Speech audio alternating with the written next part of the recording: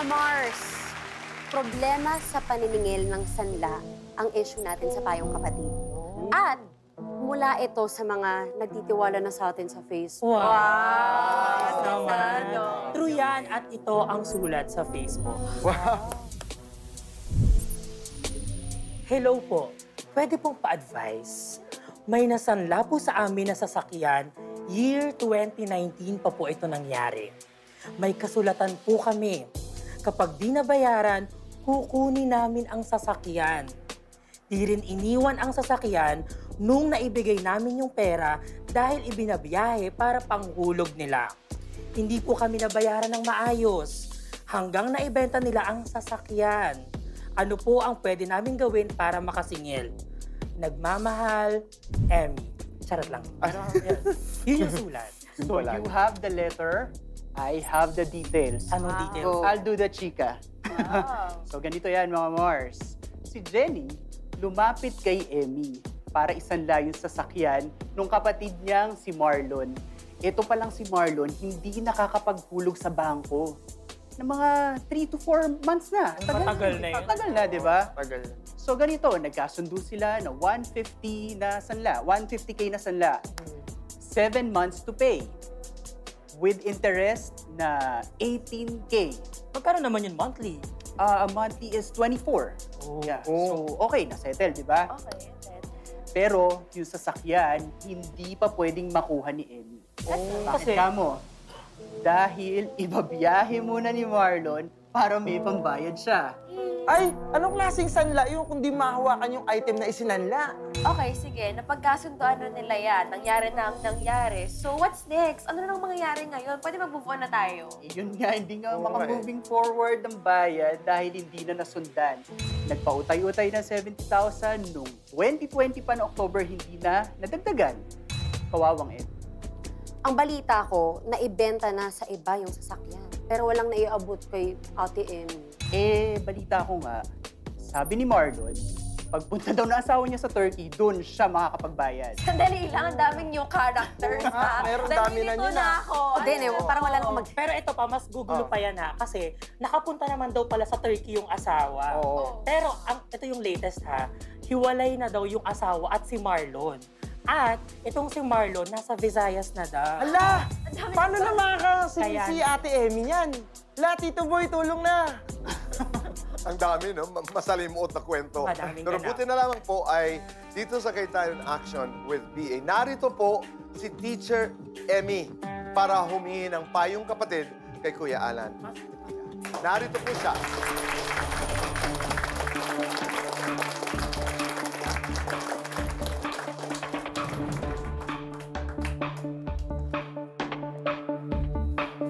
Good evening po. Teacher Emmy, Ate Pia, Kuya Alan. Good evening po, Ate Pia, Kuya Alan. Good evening, Teacher Emmy. Unang-una, thank you sa maraming kind-hearted na katulad mo na pag may problema yung ating kababayan ay nagpapautang. Actually, nagpapaikot sa hirap ng buhay sa Pilipinas yung papaikot ng malilit na negosyo, nagpapaikot ng yung may makain ay talagang utang. Unfortunately, maraming nagiging problema sa utang. So why don't you elaborate ng konti kung ano yung circumstance ng pagpapautang mo at ano nangyari? Lumapit po kasi yung aking hipag. Kasi yung aking hipag, close siya doon sa girlfriend, si Jenny, ng aking bayaw. Sabi nila, ate, baka pwede mong sapuhin mo na yung sasakyan, isanla sa inyo ni Kuya. Tapos sabi ko, sige, papaalam ko po muna kung papayag ang kuya mo. Pumayag naman po yung husband ko kasi nasa abroad siya noong time na yon. Pagkatapos po, nung nagkasulatan kami, ang sabi nga sa sulat, 7 months lang. Kasi po, 4 months lang hindi nahulugan yung sasakyan. Nanghihinayin silang mahila, mahatak. Eh, mabait naman po kami sa kanila. Wala namang tiwala lang din. Akala namin, mahulugan po kami. And tama, kaya nyo hindi kinuha yung sasakyan. Kasi wala Kasi silang doon nila kukunin yung pambayad din. panghulog, tsaka yung pang everyday po nilang panggastos. Tapos po nung first month pa lang ng hulog, hindi na po nabuo yung 24. 20 lang po yung naano nila. Hanggang Hindi na talaga sila nakahulog. Umabot lang po siguro ng 65,000 lahat ang nahulog nila, pautay-utay. Umabot ng 2019 po sila nag-start. October 2020, yung 65K na nabuo nila. So after that, yung 2020, kailan kayo nagsimulang maningil na, hindi kayo nakakapagbayad, Yan po, nag-stop po amin na yung sila. sasakyan. Continuous naman po, monthly, nire-remind namin. Oo. Tapos si Jenny Pero din hindi po. mo pa kinukuha yung sasakyan. Hindi po. Tapos nung si Janeline po, ang sabi po niya, sige sa susunod na puro pangako. Kasi maglo-loan siya sa ganon, manghihiram sa mag-a-advance sa trabaho. And hindi mo kinukuha nga yung sasakyan para nga may pambayad sa'yo. Tama ba? O nagkaroon ba ng point na hiningi mo na yung sasakyan? Hindi po. Wala naman po talaga kaming planong kunin. And then, tama ba yung sasakyan na benta na? Or wala na? Opo, naibenta na po. Kailan nyo nalaman yon? 2021 pa yata. Nalaman nyo na lang after na ibenta na? Hindi po. Pinaalam naman po nila. Una nga Okay. po sa amin in-offer. Ayaw naman po na asawa ko kasi parang, ayaw niya kasi parang laspag na isa kasi binabiyahe. Gusto niya yung bago. Okay. Kaya hindi namin tinanggap. So, nung in-offer sa inyo, ano sinabi? Bebenta namin? Para bayaran po kami, mabayaran kami. Okay. Tapos nabenta? Nabenta po, hindi naman po kami binayaran. Okay. So, basically, ang question mo ngayon, paano Paano kami makakasingil sa kanila? Medyo naging magulo na yung nila. Nagkahiwalay na yung boyfriend tsaka yung hipag. Pero sa pagkaalam mo, sino ang may utang? Dalawa po kasi silang nakapirma doon sa kasulatan. Si Jenny Lynn tsaka po si Marlon, yung magkapatid. Okay. Number one, ang maganda naman sa ginawa nyo, may kasulatan, no? Kuya Boy, marami na tayong na-entertain na problema, kayong mga maritim, wala man lang kasulatan. So, may kasulatan kayo, which is good. The second point, so number one, may kasulatan, yes. Number two, ano laman ng kasulatan? Kasi sa totoo lang, medyo nakakalito lang yung kasulatan ninyo dahil, syempre, may gumamit din ng legal terms ng konti. And pag binasa ko yung kasulatan, parang lumalabas, ikaw yung may utang. Tingin ko naman ang intensyon is sila yung umutang sa'yo. And tama ba ako na nakalagay doon, solidary liability? Nakasulat yon. Ang ibig sabihin nun, pag narinig niyo yung term na solidary liability, pareho silang may utang. Pwedeng singilin lahat kay Jeneline, pwedeng singilin lahat kay Marlon, pwedeng hati, pwedeng kahit anong hatian. That's the meaning of solid. Kasi solid. Solid tayong may liability. Solid tayong may utang. Pareho tayong may utang, pareho tayong hahabulin. May properties pa sila. Sabi po, meron daw po sa probinsya.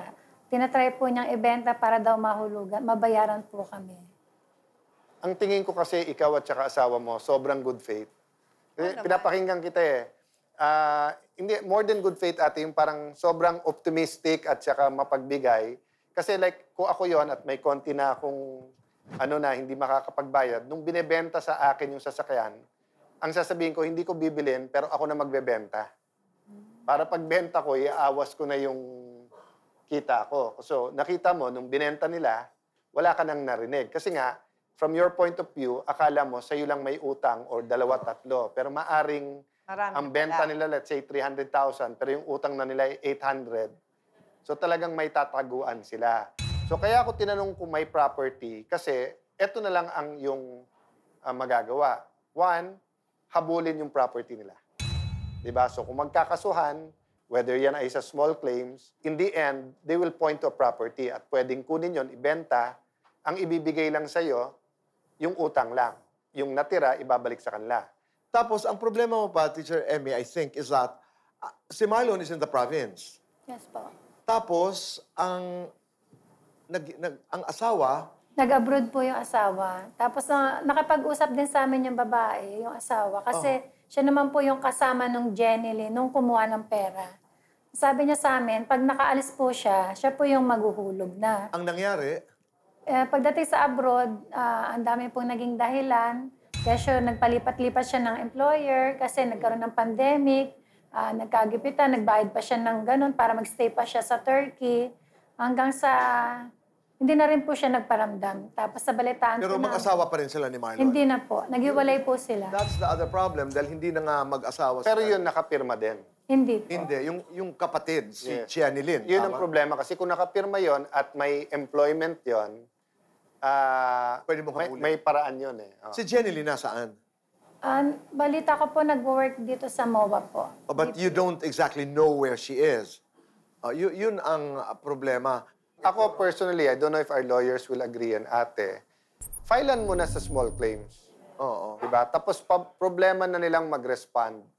Tapos pagka may judgment ka, whether sweldo niya or kung may property, mas madaling habulin na yun pati nung sheriff nung Yeah. korte. Yeah. Kasi hindi naman parang criminal case yan na walang bawian na basta na ano ka na convict ka, di ba? Ito naman, at any point in time na makipag-usap na eto, kahit yung small claims court, gusto yun.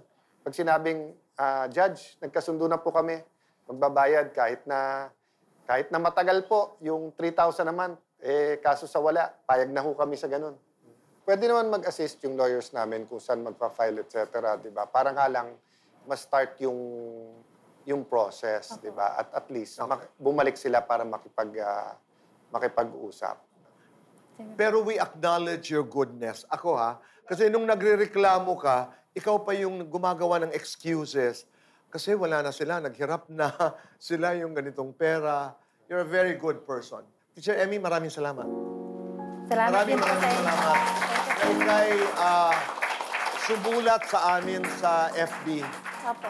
Oo, we appreciate that. Maraming salamat. Thank you rin po sa inyo. Okay. Sa advices po. Yes or no, Ate Pia, Kuya Alan, susunod na. Dito lamang po sa... Kaitano! Inaction! Kaitano!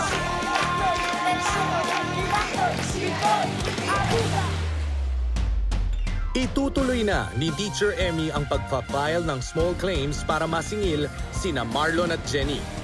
Una nang nakausap si Teacher Emmy ng abogado ng Cayetano in Action with Boy Abunda para maipaliwanag ang mga kakailanganin ni Teacher Emmy para makapag-file sa Small Claims Court.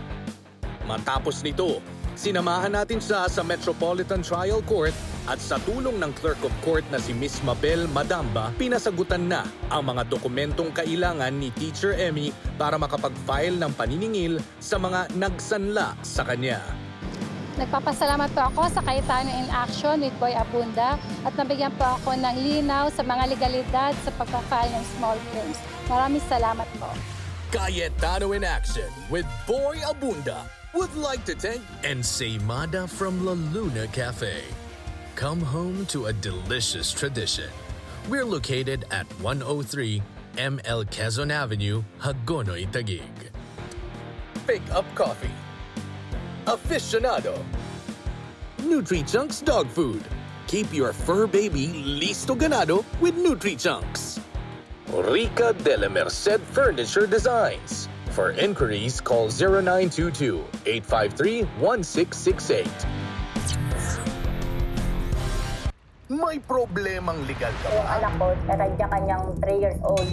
Pinaasa niya ako na hindi pala siya buntis. Paano ko po makukuha po yung anak ko pong dalawa? Magkomento o mag-message lang sa aming social media pages. We will assign you a lawyer if you want para nga mag-guide ka. You have a strong claim.